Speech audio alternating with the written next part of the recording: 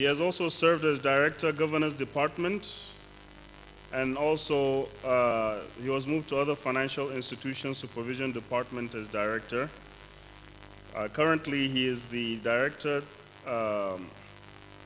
Banking Supervision Department since January 2017. Mr. Ahmed Abdullah, you're most welcome, sir. I will also invite our second panelist, and that is Ms. Adiola Sumola. I hope that my pronunciation is Adiola Sumola. All those years of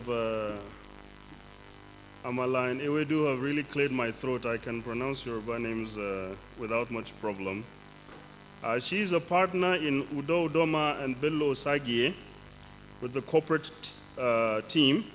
Her specializations include syndicated lending transactions, financing for power, transportation and manufacturing projects, and regulatory compliance in Nigeria, including its free trade zones. She's been a key member of the firm's teams that advise lenders in relation to various financings, including the proposed financing of a gas-fired power plant, the conversion of a cold-rolled steel expansion program, and a greenfield cement plant in Nigeria.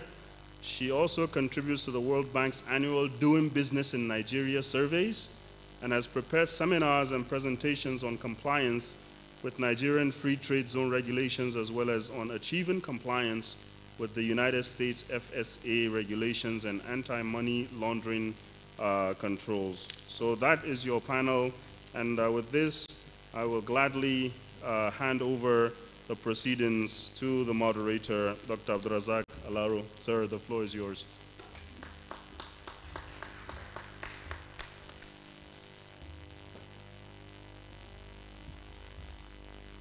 Good evening once again, and welcome to this panel discussion that is going to be discussed to the chief moderator of the entire program. I have a formidable team of experts this evening, 2 lawyers and a banker. So the team is really formidable.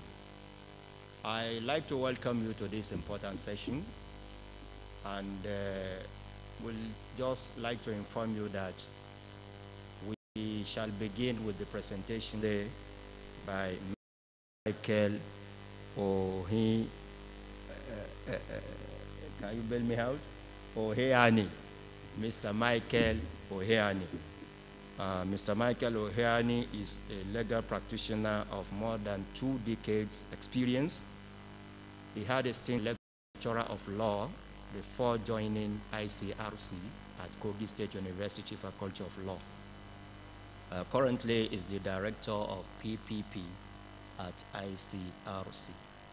You are most welcome to this discussion. Talk to us about capital market development, dealing with fund shortages in infrastructure. Without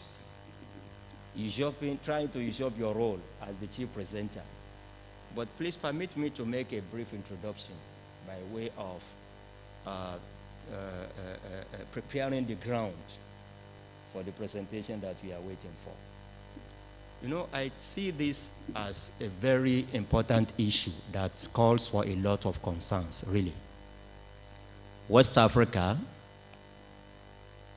and the huge deficit that we are facing in terms of infrastructural development. This is something that has been admitted at the highest level of authority on the whole continent of Africa. I remember I read a report prepared by the Program for Infrastructural Development in Africa, PIDA. That's a program of African Development Bank. It admits that the infrastructural gaps that we have on the continent as a whole is as huge as this. It's only 30% of the citizens of Africa, only 30% has access to electricity. And when we talk about road access to good road, the percentage is also not more than 34%. And when you look at other areas of infrastructure, the story is even worse. The report mentions that the internet penetration, for example, on the continent is just 6%. And when you look at even the God-given resources, like water resources, are grossly underutilized. A very challenging. Fortunately, the list is led by the giant of Africa, Nigeria, my dear country. But that's not something to write home about, not so much to write home about. I will tell you why. Nigeria is leading, but what actually baffles me and what actually saddens me, may I put it that way, is that I looked at the list once again. Of the 10 leading economies in Africa, it is only Nigeria that features from West African sub-region. Of the 10 leading economies in Africa, only Nigeria coming at the top. Then you look from number 2 to 10, you don't find any other West African country. But that is not the only, my only source of concern. My real concern is that I tried to look at the bottom of the list and discovered that Tanzania comes 10th on that list with just $49 billion GDP. The simple implication of this is clear. It means all but one all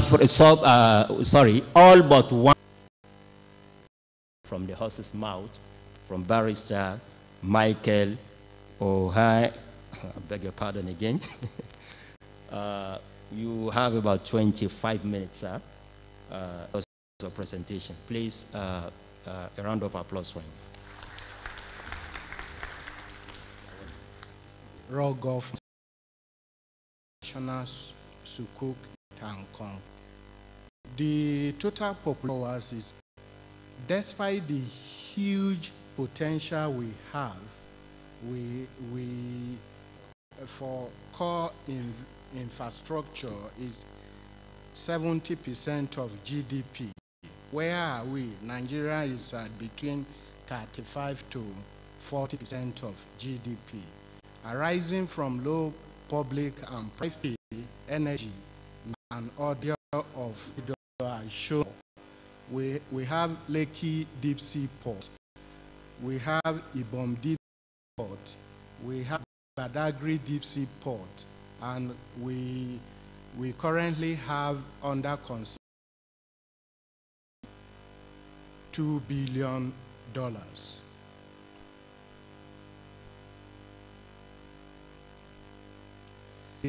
We have sovereign capital, whatever at in SC. In IC, pre and post contract regulation. The pre-contract is rankable on 6 pillars. They come out every year. Then we have the human capital development. I will go straight to Islamic financing, as we have seen, which is very important for. And Senegal, they have used Sukuk for project development in their respective area. The Islamic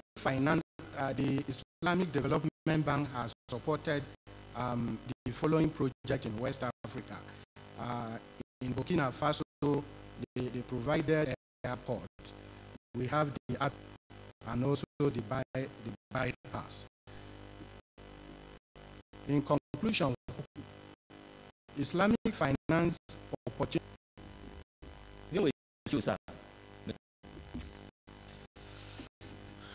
Good afternoon, ladies and gentlemen, please be upon you. So long capable with access to finance. I think it's really optional. And what you call bribery, as I say, exists in other jurisdictions as well.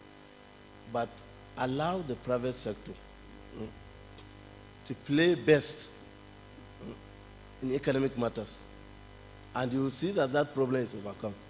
And even where government comes in, it all depends on the governance structure. Take Lagos State, for instance.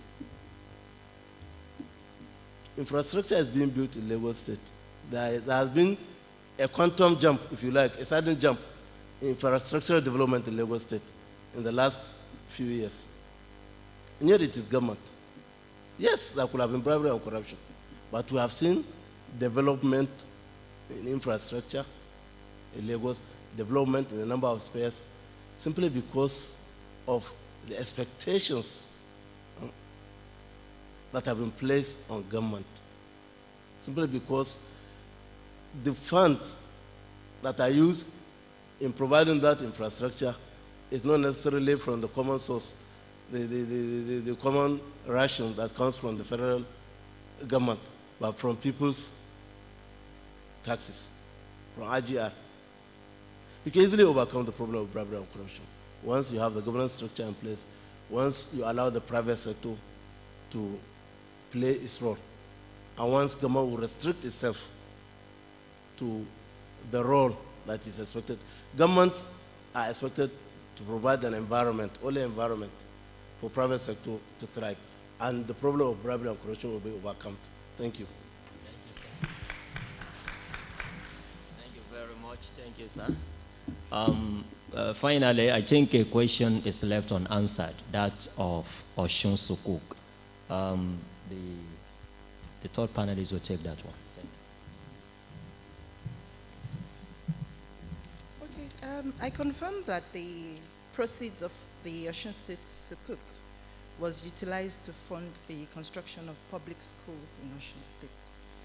But I also have a few comments in relation to the second question about corruption and about ensuring how to deal with or address the issue of corruption in the context of sukuk issuances. The way sukuks are structured globally, and Nigeria, the Nigerian sukuk is no exception, the funds are only utilized upon the instructions of the parties referred to as delegate trustees. These trustees have, a trust is declared in favor of these trustees, and the underlying assets are transferred to these trustees on behalf of the sukuk holders. Now, in the context of the Nigerian sovereign sukuk, for example, certain contracts have been awarded for the construction of roads.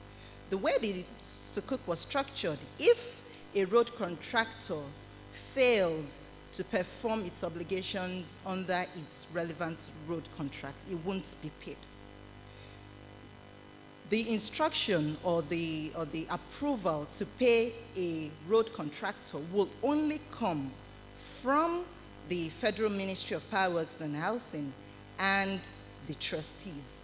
If the trustees do not approve the payment should be made to any road contractor, such payments would not be made.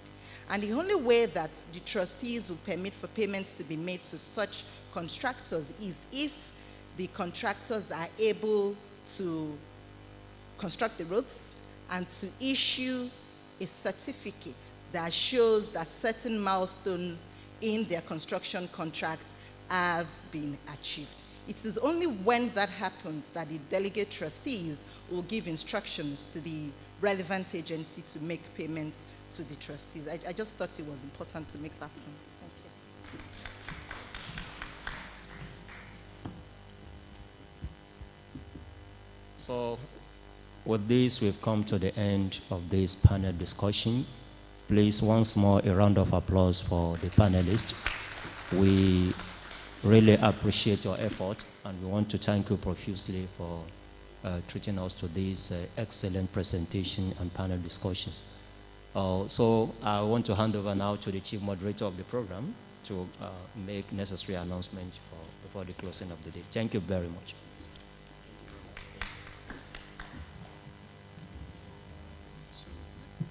Well, thank you, ladies.